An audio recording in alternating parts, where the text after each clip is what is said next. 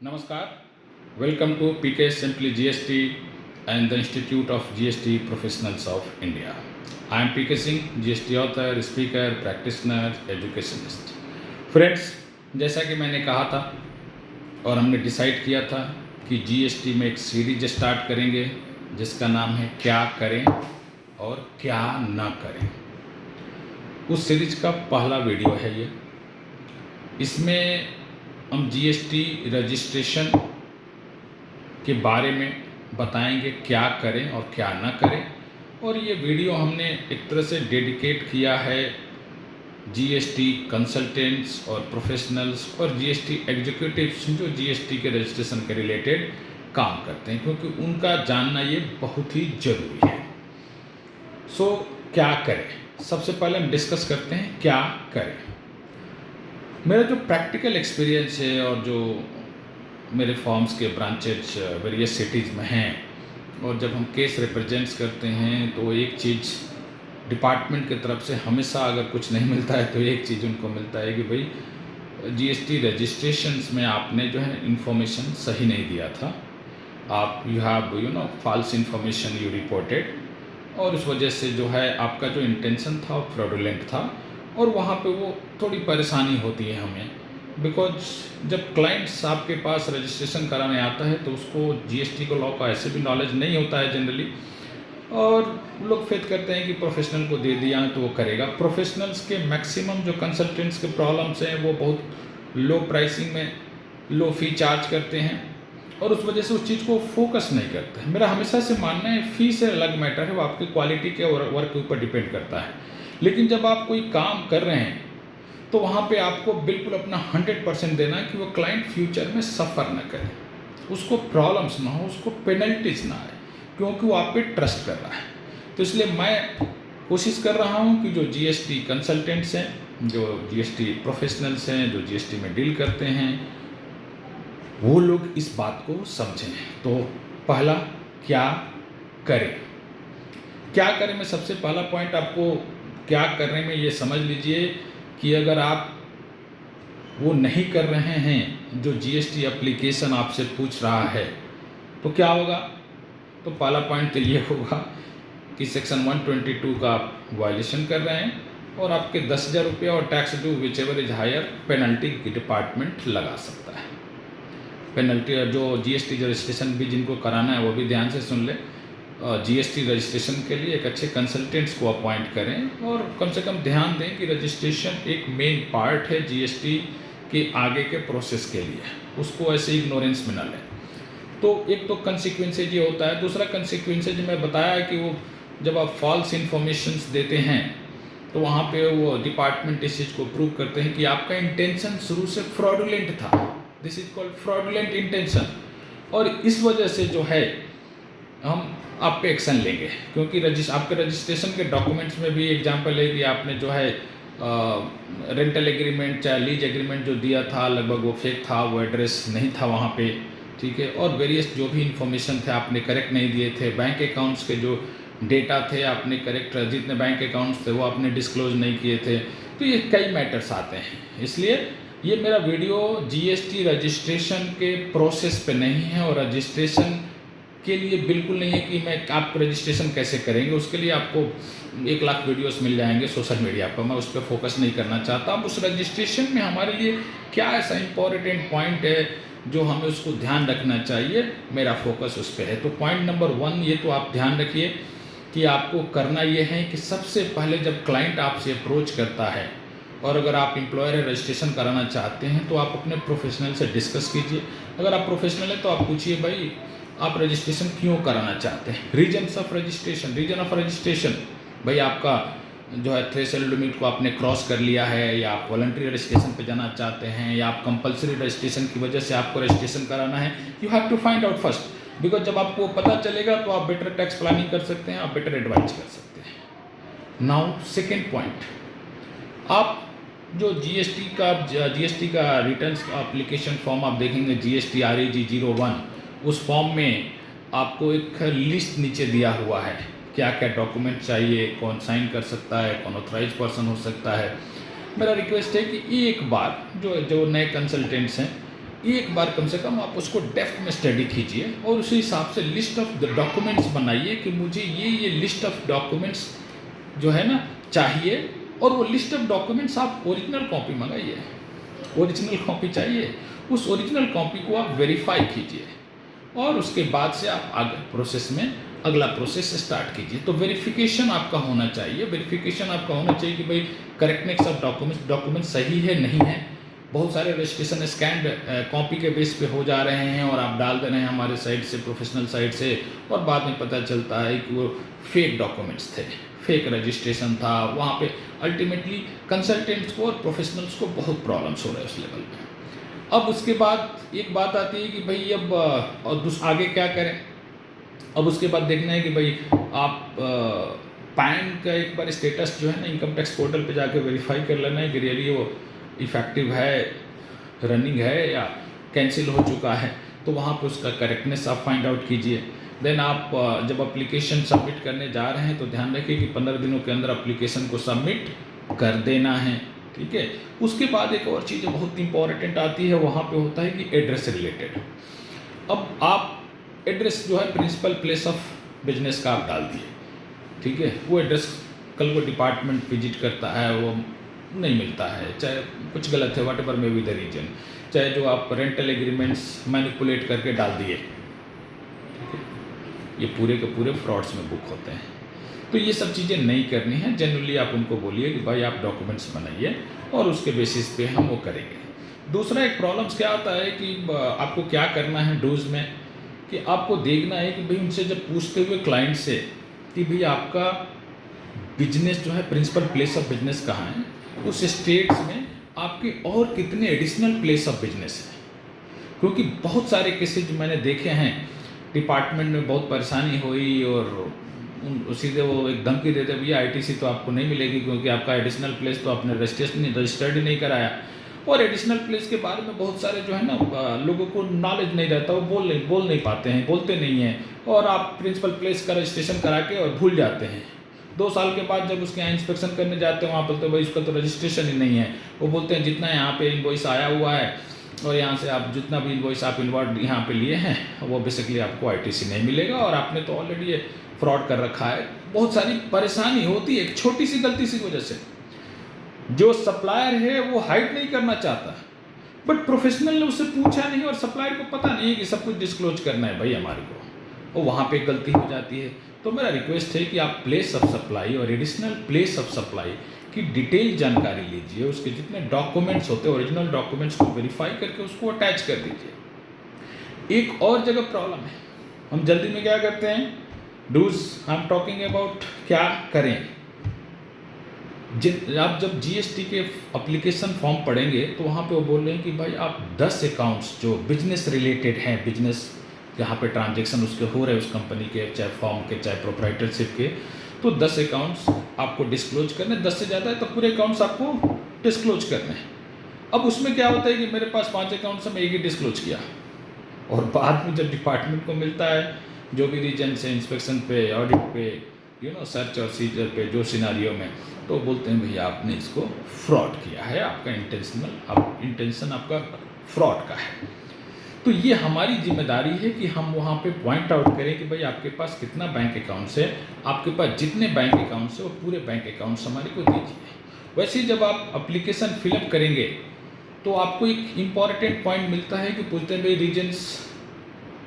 Regions to obtain registration.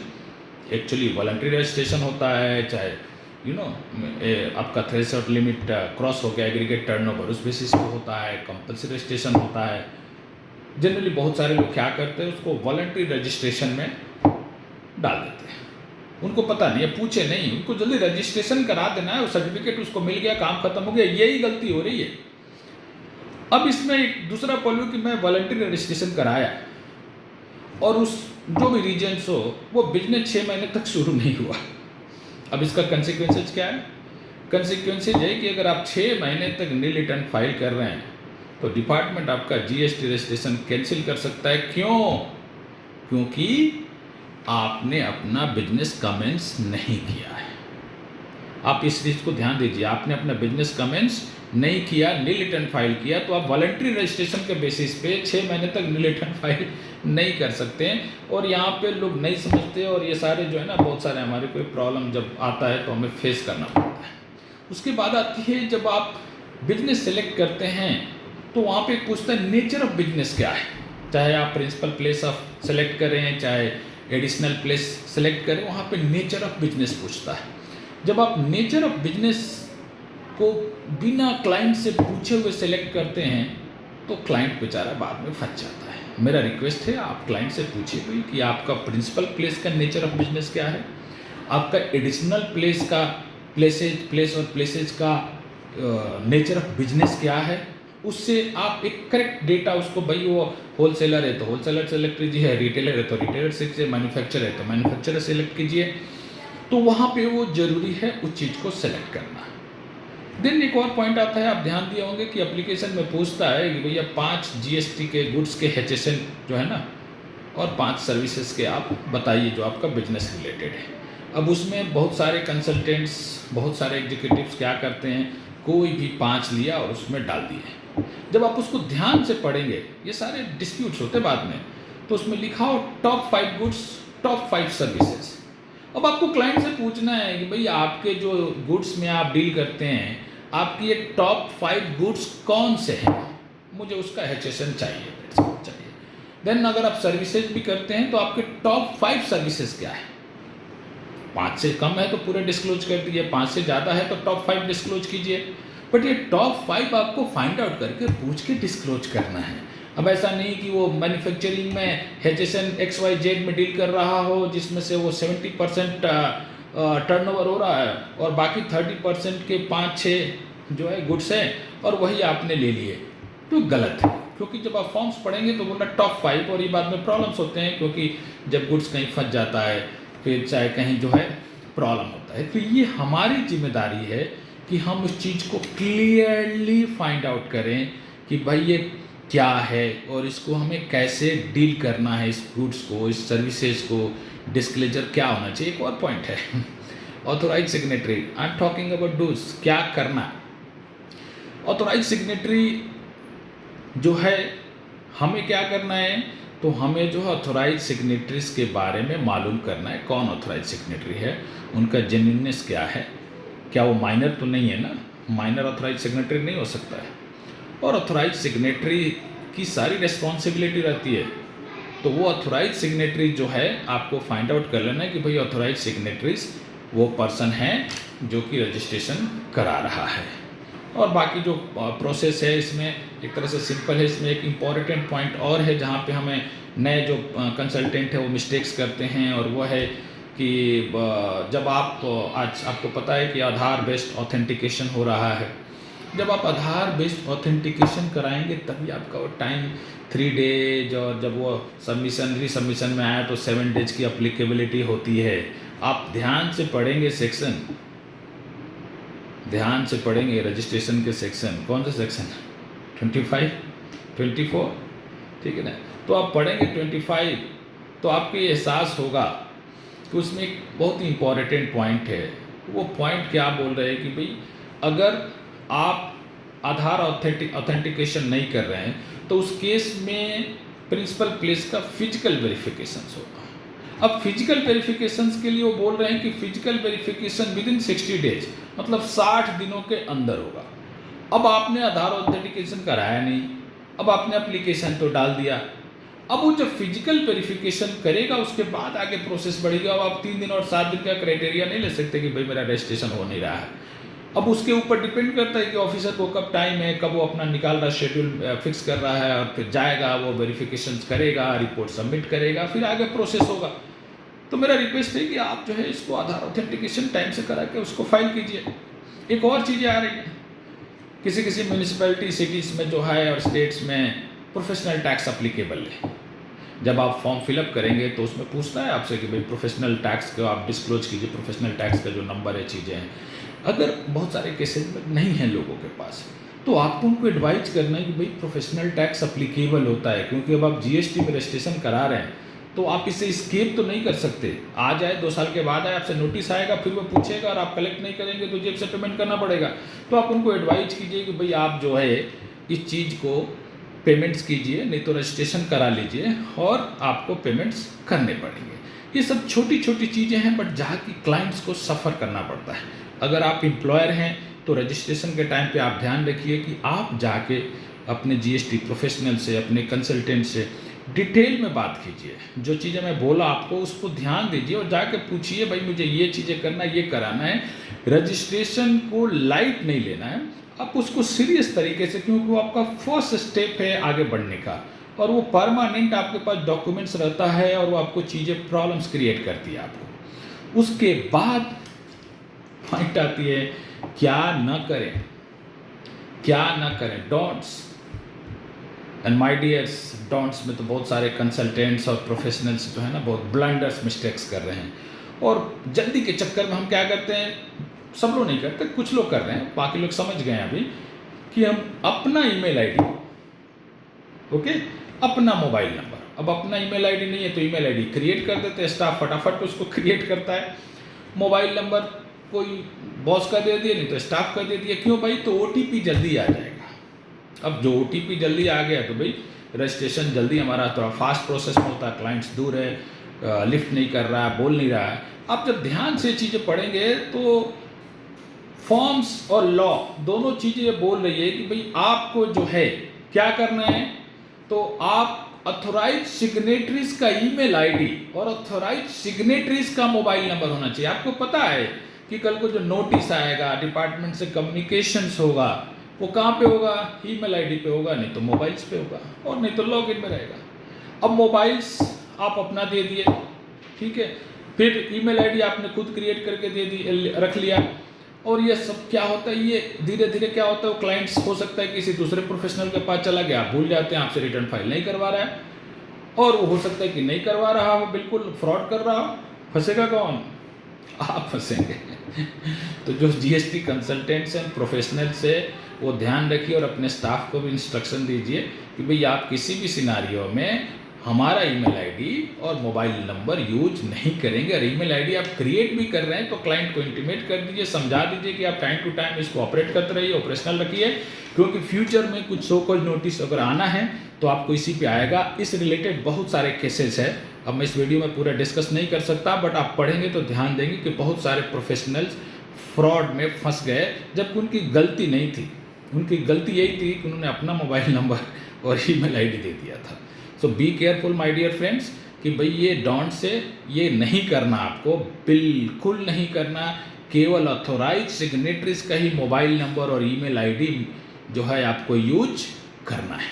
उसके बाद क्या आती है, आपको बताया कि जब आप वॉलंटरी रजिस्ट्रेशन का सेलेक्ट कर रहे हैं तो आपको ध्यान रखना है कि क्लाइंट को एडवाइज करना है कि भाई आप जो है रिटर्न क्या करें, तो बिजनेस कमेंस करना और नील रिटर्न नहीं जाना चाहिए। 6 महीने तक नील रिटर्न गया तो डिपार्टमेंट के पास पावर आ जाता है, वो आपका रजिस्ट्रेशन कैंसिल कर सकता है। तो वो चीज़ें आपको नहीं करनी है। आपको क्या करना है, तो आपको बिजनेस स्टार्ट करनी है, नहीं तो आपका किस रीजन से हुआ है, थ्रेशोल्ड लिमिट से हुआ है, कंपलसरी हुआ है, आपको वो ऑप्शन सेलेक्ट करना है। उम्मीद है आप लोग चीज़ें समझ रहे होंगे, नहीं समझ रहे होंगे तो 2 बार देखिए।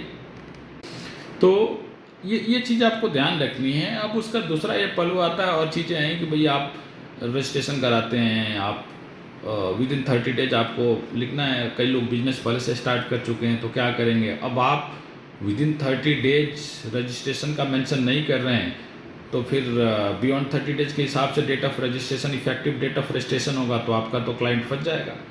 तो उसी हिसाब से आपको बात करनी है क्लाइंट से और उसी हिसाब से विद इन 30 डेज का ड्यू डेट डिक्लेयर करना है। उसके अलावा एक क्लाइंट से ये बात करनी है कि आपका कितना बैंक अकाउंट से, ऑपरेशनल बैंक अकाउंट से अभी है, फ्यूचर में है, जो भी चीज़ें हैं उसको आपको प्रॉपर डिस्क्लोज कर देना है। 10 अकाउंट तक डिस्क्लोज करना है, 10 से ज़्यादा तो डिस्क्लोज करने की ज़रूरत नहीं है, बट आपको पूरे अकाउंट्स डिस्क्लोज करने हैं।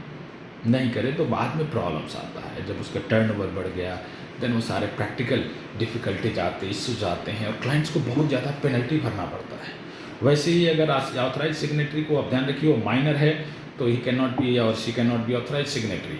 सो ये क्या नहीं करें, क्या ना करें, इस पे भी हमें ध्यान रखना, क्या करें क्या ना करें। बाकी एप्लीकेशन जो है सिंपल है, उसको एक बार स्टडी कीजिए, अपना नोट्स बनाइए और उसके बाद उसको अप्लाई कीजिए।